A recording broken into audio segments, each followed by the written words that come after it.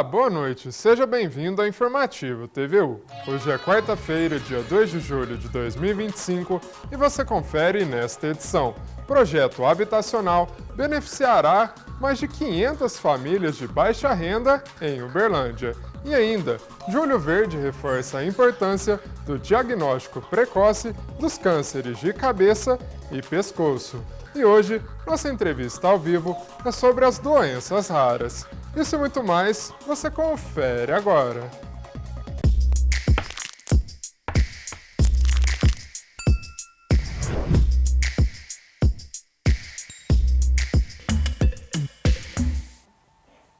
O Ministério da Gestão e da Inovação em Serviços Públicos autorizou a cessão de um imóvel em Uberlândia para a implantação de um projeto habitacional que beneficiará mais de 500 famílias de baixa renda. A cessão do imóvel vai beneficiar diretamente 600 famílias de baixa renda, com a implementação de um projeto habitacional. A cessão integra os mais de 1.000 imóveis destinados em todo o Brasil pelo Imóvel da Gente, o programa que transforma imóveis públicos ociosos em moradia digna, infraestrutura social e oportunidades de desenvolvimento para comunidades em situação de vulnerabilidade. O imóvel cedido é um galpão da antiga Companhia de Armazéns e Silos do estado de Minas Gerais, Cazeng, situado na Avenida José Andraus Gassani. A área total é superior a 80 mil metros quadrados, será destinada à construção de unidades habitacionais vinculadas ao Minha Casa Minha Vida. As unidades deverão ser destinadas a famílias com renda de até 5 salários mínimos que não possuam outro imóvel em seu nome.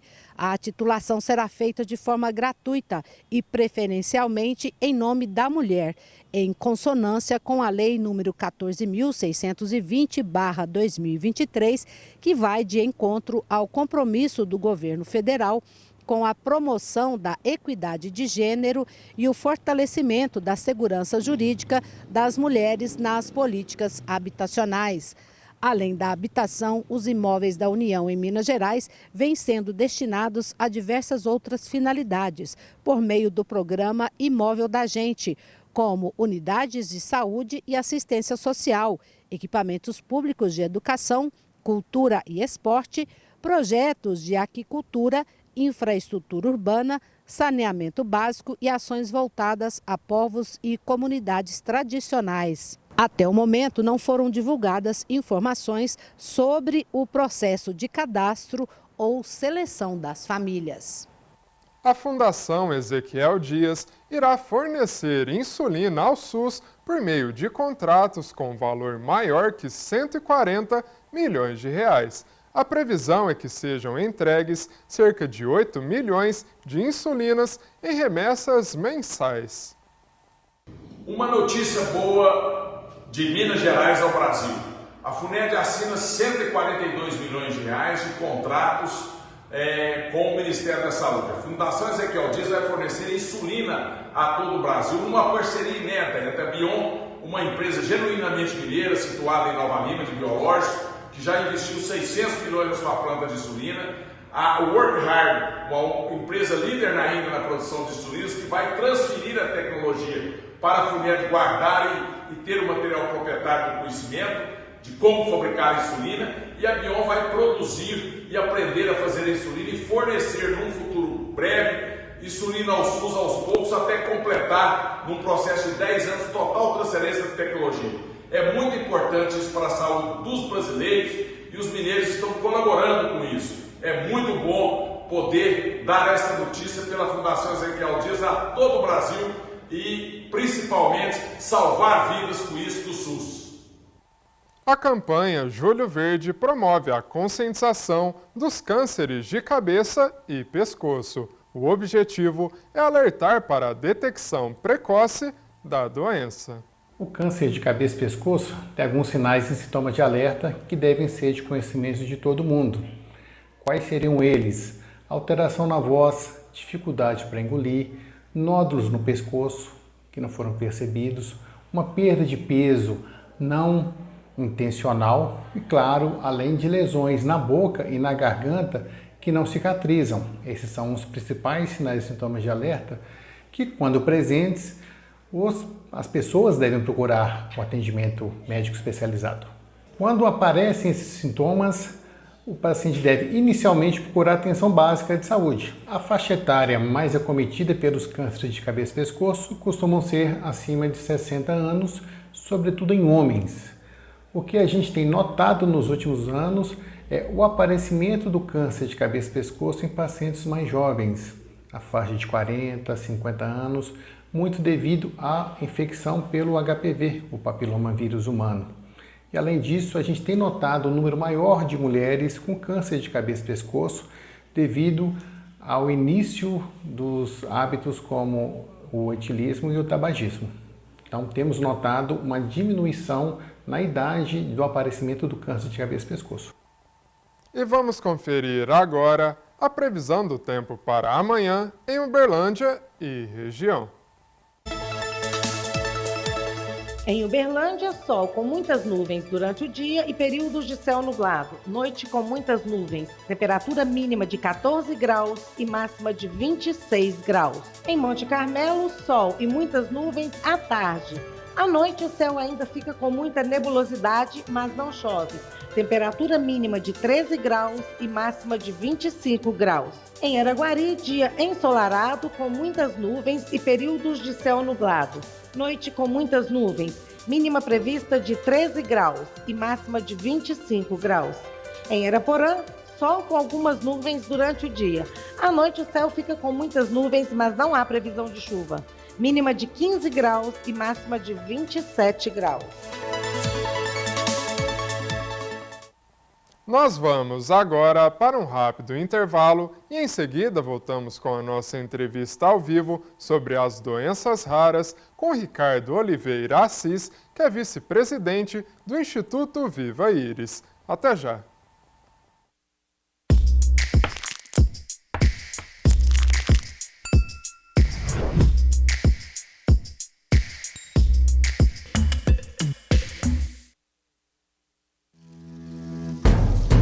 Onde está a sua liberdade? A nossa está declarada na bandeira. Bem-vindo a Minas Gerais, o estado brasileiro onde nasceu nosso primeiro grito de liberdade. Aqui, a natureza é livre e muda a cada quilômetro que você percorre. A arte é livre para ocupar as ruas, as igrejas ou o céu aberto. A cozinha é livre para misturar sabores e aromas de um jeito que é só nosso.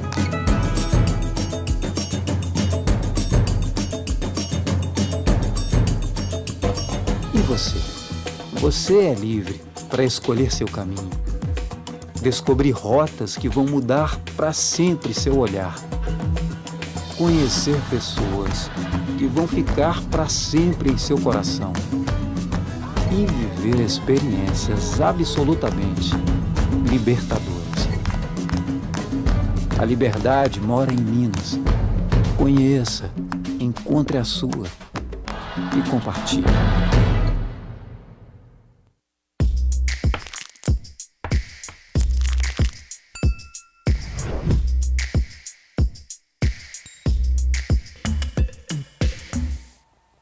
Estamos de volta com o Informativo TVU. Neste último domingo, foi celebrado o Dia Mundial da Conscientização da Esclerose Sistêmica.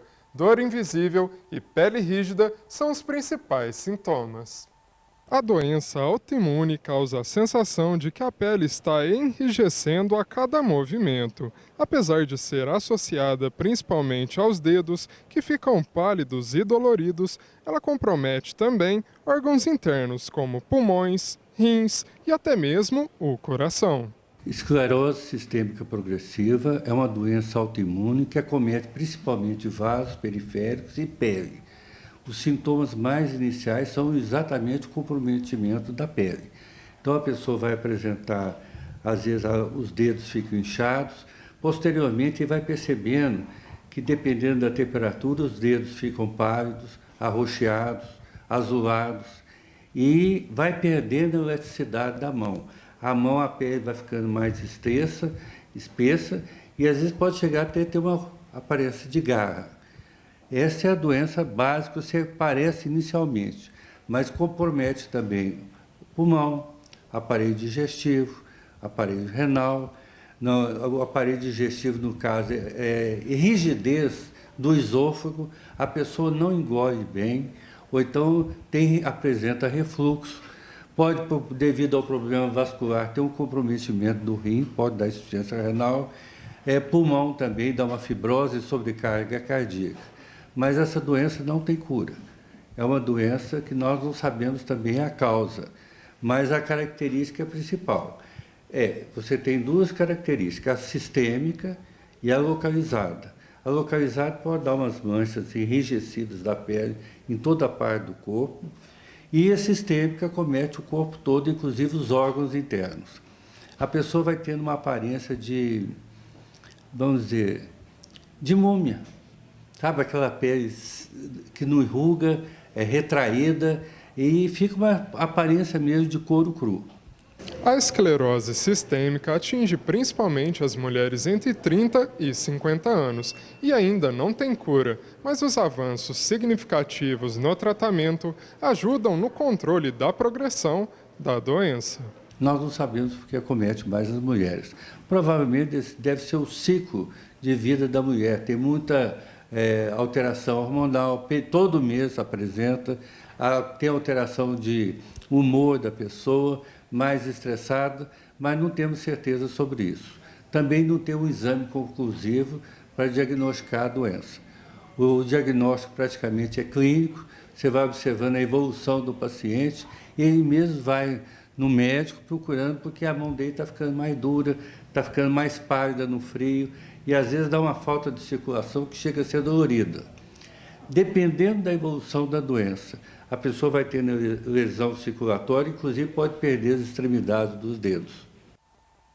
Vamos conhecer agora o Instituto Viva Iris, que atende crianças e adolescentes com diagnóstico de doenças raras aqui em Uberlândia. O espaço conta com uma clínica médica e também desenvolve projetos sociais. O Instituto oferece atendimento multidisciplinar em saúde com 7 modalidades, incluindo fisioterapia, fonoaudiologia, psicologia, psicoterapia e musicoterapia, e tem o objetivo de trazer um atendimento humanizado que vai além da clínica. A clínica atende pacientes principalmente com doenças raras, e com deficiências, esse é o público-alvo. E os projetos já têm uma participação mais ampla, que são pessoas em geral, o público em geral, que desde crianças, jovens, idosos, adultos, qualquer um pode participar. O funcionamento aqui no anexo, ele funciona como um espaço para as crianças, para os nossos pacientes poderem vir fazer atividades. Claro que lá também dá para fazer essas atividades, mas aqui também é bem usado para isso, Também aqui é usado como a venda dos produtos da lojinha que nós temos, E esses produtos todos que estão aqui atrás, eles são vendidos pelo nosso site também. Quem quiser fazer as compras também pelo WhatsApp, pode ser feita. E todos os valores são revertidos para ajudar nos nossos projetos do Instituto. Com o apoio de voluntários, o Instituto Viva Iris desenvolve uma série de iniciativas gratuitas, como a Corrida da AME, que em 2025 chega à sua 11ª edição. É um evento anual de conscientização sobre a atrofia muscular espinhal. Outras iniciativas importantes incluem o projeto Viva Iris Vai à Escola, que orienta profissionais e familiares sobre os cuidados e a inclusão de crianças com deficiência no ambiente escolar. E o CIRI, Sistema Integrado para Reabilitação e Independência. A gente tem cerca de 5 projetos recorrentes, a gente faz outros projetos pontuais também, mas basicamente temos o Somos Todos Raros, que acontece no mês de fevereiro, que é o mês das doenças raras. onde a gente leva conscientização para as instituições, né? E para escolas, lugares que nos recebem para saber sobre as doenças raras. Nós temos o Amor sobre 4 Rodinhas, que leva o skate para todos, independente se tem uma deficiência ou não. Nós temos o Viva Íris de Portas Abertas, que consiste em receber estudantes de vários cursos de graduação para conhecer o espaço e se sensibilizar em relação ao atendimento de pessoas com deficiências. Temos o projeto As Aventuras de Titi, que consiste na produção, publicação de livros infantis, né, cuja personagem principal tem AME, que é a atrofia muscular espinhal, para levar diversidade para as crianças e para as pessoas em geral que têm acesso aos livros, né?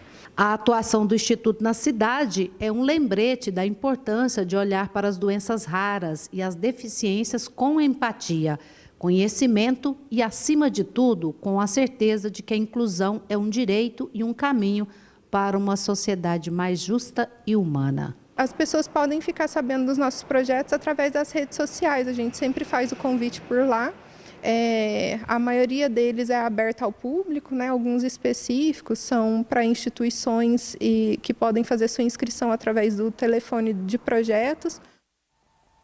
Dando continuidade ao assunto, nossa entrevista ao vivo de hoje é sobre as doenças raras. E para falarmos sobre o tema, recebemos no estúdio Ricardo Oliveira Assis, que é vice-presidente do Instituto Viva Íris. Ricardo, muito boa noite, seja muito bem-vindo aqui no Informativo. Olá, boa noite. Para mim é uma honra estar aqui com vocês, agradeço o convite aí. Satisfação estar com vocês. A gente que agradece a sua presença. A gente viu ali na reportagem um pouquinho do trabalho de vocês lá do Instituto. Sim. O nome dele não é por acaso, não é mesmo? Conta pra gente um pouquinho dessa história. O Instituto Viva Íris, né, ele vem através do nome da minha filha, né? A minha filha hoje ela tem 20 anos, mas ela quando tinha 2 anos, aproximadamente, mais ou menos, ela foi diagnosticada com atrofia muscular espinhal, tipo 2, né, que é uma doença rara, né? Então, assim, a gente no começo foi bem difícil, porque a gente não conhecia a doença, então a gente buscou outras famílias, então muitas famílias ajudaram a gente nesse começo, né? Então, a gente pegava essa informação e participava de congressos, né? A gente foi buscar tratamento para ela, então toda vez que a gente voltava dos tratamentos, assim, a gente sempre tinha um ganho, né? Tinha uma alegria a mais, assim, então as nossas famílias, né? Nossa, Viva Íris, né? Vamos em frente, segue em frente, então assim, é como se fosse uma homenagem para ela, né? O Instituto Viva Íris, eu acho que é ela que deu essa motivação para a gente criar o Instituto, né? Excelente. E como que esse trabalho foi evoluindo ali ao longo dos anos, né? Quais desafios vocês enfrentaram nesse processo? Então, o Instituto Viva Íris, o CNPJ, ele foi formalizado há menos de 10 anos, mas os nossos projetos, a gente já existiam há mais de 10 anos, né? A gente já tinha esses projetos, a minha esposa, a gente sempre trabalhou com projetos sociais, então, assim, sentimos uma necessidade de formalizar o Instituto porque a gente queria atingir mais pessoas, né? Foi crescendo, muitas pessoas ajudando a gente, né? Então, assim, eu acho que para atingir mais gente, para realmente conseguir o que a gente queria, né? Então a gente precisava de ter um CNPJ, formalizar isso, para a gente buscar, né, apoio, buscar patrocínio. Então, eu acho que foi tudo de uma forma natural que aconteceu, mas realmente a gente... Para quem tem ONG hoje no Brasil sabe o quanto é difícil, né? É muito burocrático, você precisa buscar incentivo, né? Verba do governo. Então, assim, eu acho que os maiores desafios são esses, buscar incentivo, buscar, sabe, formas de você colocar em prática, né? Realmente, todos esses objetivos que a gente tem aqui. O nosso lema é: seja a diferença que você quer ver na vida. Então, é esse lema que a gente busca. Perfeito. Agora eu queria que você falasse um pouco de como as pessoas podem ajudar e também participar, né? Eventualmente, alguém que precise, como que faz para chegar até vocês, né? Para estar participando dos projetos ou até então da clínica médica, como que é esse processo? Hoje a gente tem, como foi falado, né, um pouco antes aí, a gente tem diversos projetos, né? Então, assim, as pessoas podem participar como voluntariado nos projetos, que a gente sempre precisa de voluntariado, a gente tem o projeto Portas Abertas, né, que a gente recebe universitários lá, que a gente faz uma capacitação com eles, então a gente, né, compartilha esse conhecimento, essa realidade que a gente vive. A gente busca muitos patrocinadores, as empresas aí que têm interesse, que gostam do nosso trabalho, que se identificam com o nosso trabalho, a gente acha muito importante, né, participar. Você pode ser um doador recorrente, então assim, tem diversas formas de poder estar participando, né? Eu acho que é interessante estar acompanhando as nossas redes sociais, né? Que o nosso Instagram é Grupo Viva Íris, então por lá a gente divulga todos os projetos, todas as novidades, tudo que tem de mais novo, assim, a gente está divulgando no Instagram, ali nas nossas redes sociais. Excelente, Ricardo. Então tá feito o convite, agora eu te convido a assistir um material com a gente, porque no Brasil, cerca de 13 milhões de pessoas sofrem com alguma doença rara. Atualmente são reconhecidas pela literatura médica mais de 7 mil enfermidades. Na casa dos gêmeos Bruno e Benício, de 6 anos, é impossível não ser contagiada pela alegria dos meninos. Todo canto vira lugar de brincadeira, mesmo na hora em que Beni, como é chamado pela família, precisa tomar as medicações. Tem medicações de 6 em 6 horas, de 8 em 8 horas, medicações de 12 em 12 horas, então a escala é 24 horas. Beni é uma criança com doença rara, a cistinose nefropática. Ela provoca o acúmulo de cristais de cistina, um tipo de aminoácido, em várias partes do corpo. Para cuidar do garoto, a família conta com o apoio de uma auxiliar de enfermagem e são utilizados diversos medicamentos. Alguns são importados e precisam ficar em baixas temperaturas. Tratamento que só é possível porque o pai de Beni judicializou o caso. A gente tem uma mínima tranquilidade por ter judicializado, conseguindo eliminar e depois uma sentença para a manutenção dessa medicação. Uma sentença para uma parte e eliminar para uma outra do conjunto de medicamentos que o Benício precisa. Situações semelhantes a essa chegam frequentemente ao escritório da advogada especialista em direito à saúde, Betânia Oliveira. Ela, que também é uma pessoa com doença rara, conhece a realidade dos pacientes a partir dessas duas perspectivas. A medicação ajuda a trazer qualidade de vida, mas ela lembra que no caso de pessoas com doenças raras, o acesso a remédios é um dos muitos desafios. Muitos pacientes com doenças raras, eles ficam impossibilitados de trabalhar. E aí eles travam uma luta com o INSS. A perícia é indeferida em muitos casos e aí eles têm que entrar na justiça para poder requerer um benefício para a sua subsistência. Então a pessoa não consegue acesso a medicamento, não consegue trabalhar, fica sem dinheiro. Então é uma situação muito complicada para os pacientes. O acesso às medicações é dificultado porque muitos remédios para doenças raras são off-label. Isso quer dizer que na bula dos remédios não existe a orientação de uso específico para aquela doença, embora possam trazer benefícios para o paciente. Isso resulta em muitos pedidos recusados, seja pelo SUS, seja pelos planos de saúde, e que acabam indo para a justiça. Grande parte dos pacientes com doenças raras levam em média de 5 a 7 anos até receberem um diagnóstico.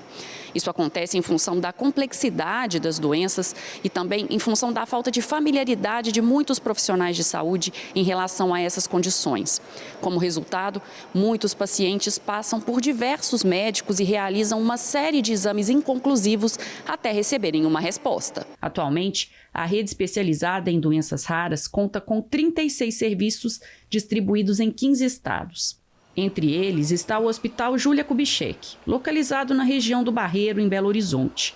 A instituição foi certificada pelo Ministério da Saúde em 2023 como referência no atendimento a doenças raras que geram comprometimento para o funcionamento dos pulmões. A instituição realiza cerca de 12 mil atendimentos por ano, com foco no cuidado multiprofissional. Tem outros profissionais não médicos dessa área de saúde que são importantíssimos, né? O fisioterapeuta, o nutricionista, o psicólogo, né? Assistente social. Então, a gente buscar pessoas que têm nessas diversas áreas, que têm essa qualificação ou querem ter essa qualificação é um desafio. Geralmente, são doenças que demandam realmente medicamentos de alto custo. Então, a gente precisa ter essa organização do centro de referência, formatar os dados para levar para o Ministério da Saúde e mostrar que essas pessoas existem. É raro, mas o número é significativo. Ricardo, a gente viu ali na reportagem alguns detalhes desse processo de descoberta. Eu queria que você contasse a sua experiência. Hoje em dia a gente tem milhões de doenças raras, né? Então, assim, cada doença rara, ela se manifesta numa determinada idade. Então, ela pode se manifestar quando é bebê, quando é adolescente, até mesmo quando é adulto, né? No nosso caso, da minha filha, a atrofia muscular espinhal, ela se manifestou quando ela tinha 2 anos. Então, eu notei que ela já não engatinhava rápido, né? Que ela ficava um pouquinho assim, já caía, ela não tinha muita estabilidade. Então, assim, o conselho que eu dou é ficar atento, né, a esses sinais de desenvolvimento e algum sinal que seja diferente, né, de um desenvolvimento de uma pessoa comum, que você busque um profissional capacitado, né, e fique atento, né, porque quanto antes você buscar essa informação, né, buscar esse conhecimento, eu acho que é melhor para ter um diagnóstico, né, o quanto antes melhor, né. Com certeza. Ricardo, a gente já está chegando ao final da nossa entrevista. Antes da gente encerrar, eu queria que você deixasse um recado para quem nos acompanha, principalmente falando ali de como as pessoas podem estar ajudando nesta causa. Eu acho que o mais importante sabe, buscar conhecimento, sabe, buscar informação, estar sempre de olho de como funciona, né, quais são as doenças raras, o que leva, o que não leva, o que é importante saber. Então, assim, no nosso caso, fique atento nas redes sociais, que a gente está sempre passando novidades para vocês. Inclusive, a gente voltou de uma viagem agora nos Estados Unidos, de uma conferência muito legal. A gente vai estar passando todas as informações. E dia 14 agora de setembro, a gente vai ter a corrida da AME, né? Queria que todo mundo, se puder participar com a gente aí, ia ser uma honra. E conheça o Instituto Viva Íris, nosso Instagram, Grupo Viva Íris. Agradeço demais o convite e vamos que vamos. Seja a diferença que você quer ver. A gente que agradece a sua presença e seja sempre muito bem-vindo. Muito obrigado. E o informativo de hoje fica por aqui. Lembrando que se você tiver alguma sugestão, pode entrar em contato com a nossa equipe de jornalismo no WhatsApp, no 34 99639 7880 ou também por meio do QR Code que aparece na sua tela. Muito obrigado pela companhia e até amanhã.